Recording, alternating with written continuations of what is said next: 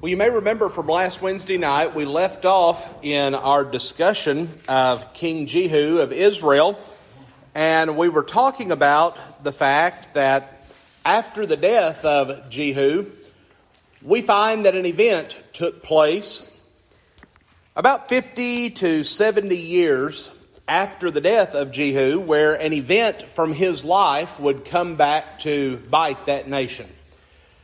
For you may remember from our discussion that Jehu, as he was going about trying to kill all of the family of Ahab, there was a time that he came into contact with 42 men who were relatives of Ahaziah.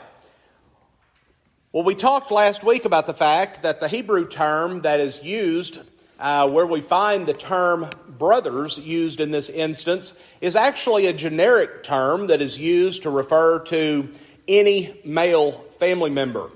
For we may remember from 2 Chronicles 21, 16 and 17 that all of the brothers, the actual biological brothers of Ahaziah, had been killed by the Philistines and the Arabians when they came to try to conquer part of the land of Israel. And so at this time, Ahaziah did not have any brothers who were still living. Ahaziah was not still living at this time. And so when we find this reference, and looking at what we're going to look at here in just a moment, we find that what Jehu did was he went above and beyond what God had authorized him to do.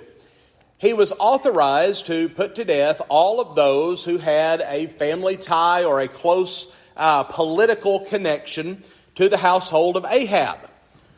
Well, these 42 men, while they were relatives of Ahaziah, they were relatives on his father's side of the family, not on his mother's side of the family. And so what we find is that these individuals did not have a blood connection to Ahab. They did not have a political connection or a closeness to the household of Ahab. And so essentially what happened was Jehu spilled innocent blood. These were individuals who should not have been killed. But about, as I said, 50 to 70 years after the death of Jehu, we find that the Lord sent a prophecy or revealed a prophecy to a man by the name of Hosea. And in the book that bears his name, Hosea chapter 1 and verse 4, we find this prophecy. It says, "The Lord said to him, call his name Jezreel, for in a little while I will avenge the bloodshed of Jezreel on the house of Jehu, and bring an end to the kingdom of the house of Israel." So essentially what he is saying in this case is because of the sin that had been committed by Jehu in killing these 42 innocent men, that the kingdom of Israel is going to be brought to an end.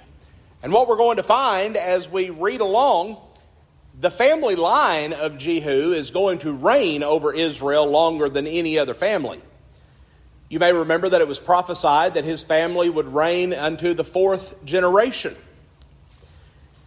But notice that this is telling us here in this prophecy that the reason that God ultimately is going to turn his back on Israel, the reason why he's going to allow them to be carried away by the Assyrians, is because of this action on the point of Jehu.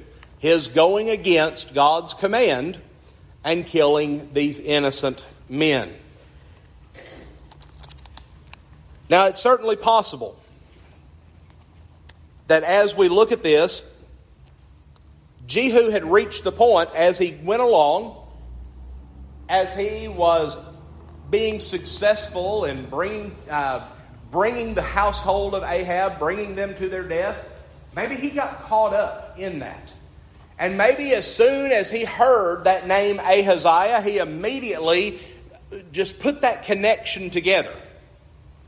And so rather than conversing with these individuals to find out if they really were a part of the household of Ahab, maybe this was something that he allowed selfish ambition to take over for a little while.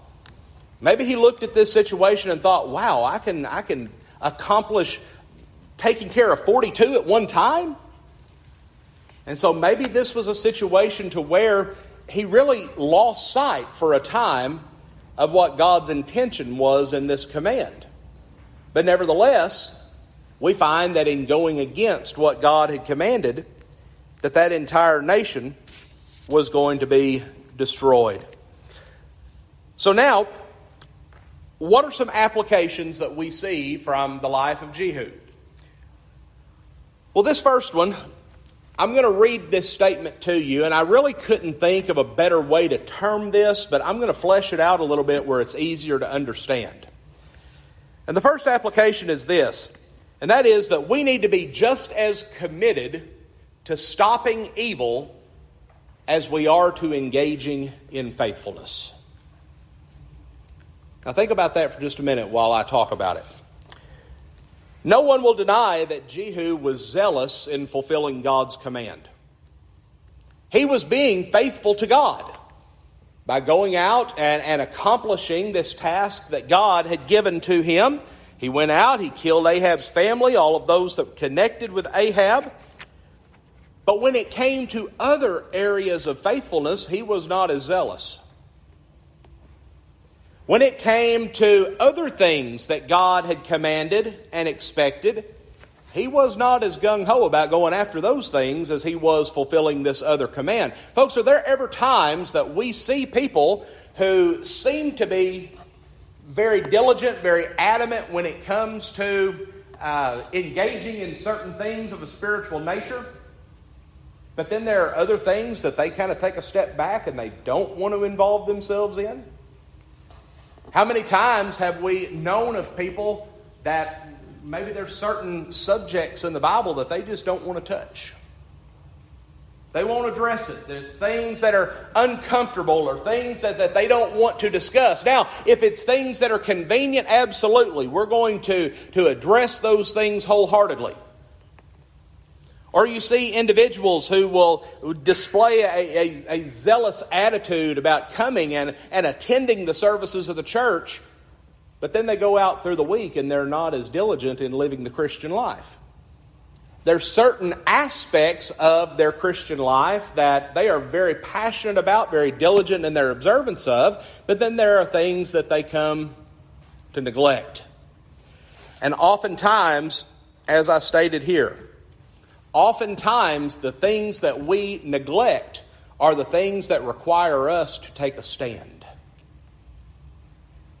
Are the things that require us to speak out,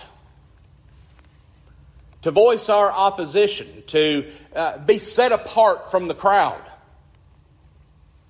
Hence, I said, we need to be just as committed to stopping evil as we are to engaging in faithfulness. Folks, living the Christian life and being faithful to God is more than just coming into this building. It's more than just being a good moral person. It's more than just enjoying the fellowship we have with our brethren. It also involves standing up against error. It involves speaking out against false doctrine. But so many times, I fear that many of us may find ourselves in a situation like Jehu, where there's certain things we're very passionate about, and then there's other things we let fall by the wayside. If we do that, then we're not living our life the way that God would have us to. But then we have a second application, and that is that God sometimes humbles us in areas where we think we are strong. I want you to think about Jehu for just a moment. Who was Jehu before he became king? He was the commander of the Israelite army.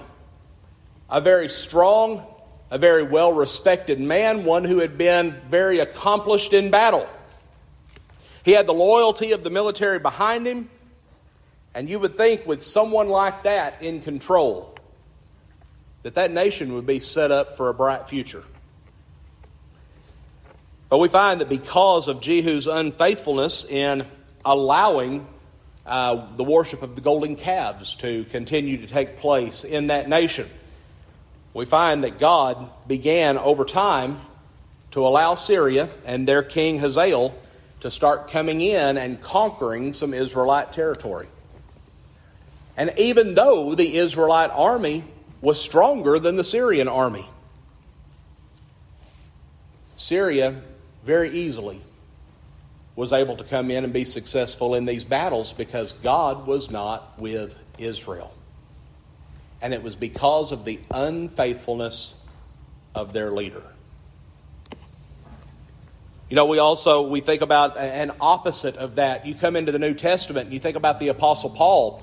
And on one occasion, Paul talks about the fact that he uses the terminology that he boasted in his weakness. That he didn't go about bragging about the accomplishments that he had or what his strengths were. He didn't let himself get big-headed and arrogant. But he said he boasted in his weaknesses because he realized that the Lord's strength is displayed in our weakness. The Lord's strength is displayed in our weakness. Okay, any questions about Jehu before we move on to Joash?